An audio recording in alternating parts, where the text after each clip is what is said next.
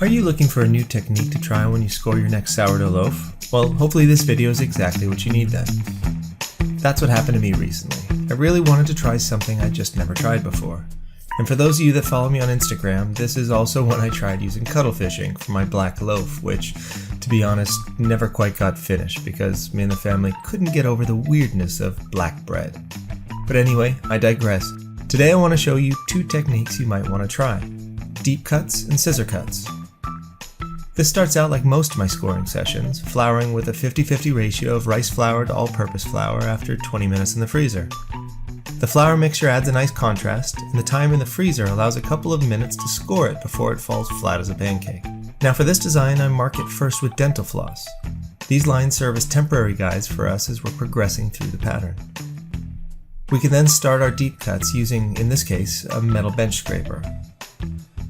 You'll want to use confident, decisive motions to ensure you make these cuts with the least amount of deflation possible.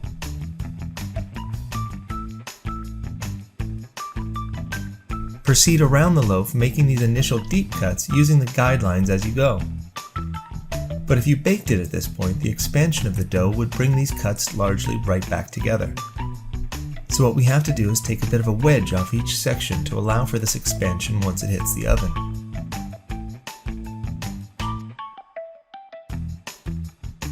So now we have it so it'll stay separated, but we still don't have a real pinwheel look about it. So we're going to take wedges out of each section to help give us that look we're after. Hopefully you'll be a bit more precise than I was in following your guidelines, otherwise it will end up looking a bit uneven like this one. Either way, once you're done with the wedges, you can tuck in the outer edges just a little bit to get a bit more of a pinwheel look. Now that the shape is done, we'll grab the scissors to try our next new technique. This one is actually much easier than scoring, as all you have to do is to snip the dough at a bit of an angle. We're just going to repeat that in a pattern all the way around our pinwheel. Then just a couple more lines to finish off the pattern and we're ready to bake. So for boules, I usually like to use the Dutch oven method. So after preheating the Dutch oven fully, we gently drop the loaf in using the baking paper we scored it on. Then a quick trim around the edges to stop it from indenting into our loaf as it bakes.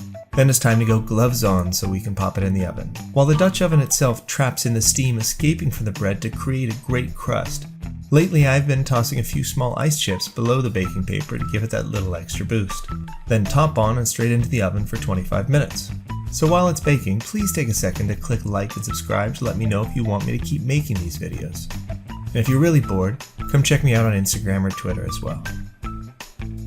So when you're using the Dutch oven method, it's a complete mystery until you finally lift the lid after 25 minutes. Then it's back into the oven with the lid off to finish cooking and brown up the crust. So around 15 minutes later, we're finally ready to see how it all turned out. I wouldn't say this is a dead ringer for a pinwheel, but hopefully you'll have even better results. If nothing else, it gives you an excuse to play around with two new bread scoring techniques.